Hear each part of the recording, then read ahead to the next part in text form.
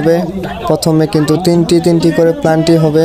প্রথমে কিন্তু plenty shoot out নিতে এসেছে হলো ইয়ঙ্গার বয়, গোল করে দিয়েছে। কিন্তু এই প্লান্টিতে কিন্তু আবার ড্র হয়ে গিয়েছিল 1-1, পরে কিন্তু আবার 2টি করে প্লান্টি দিয়েছে।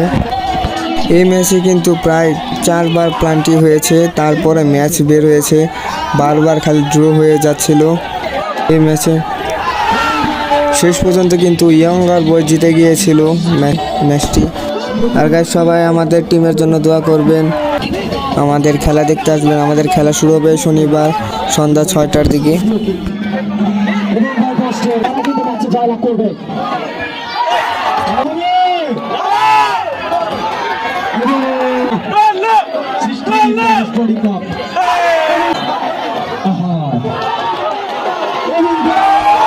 Thank you for watching.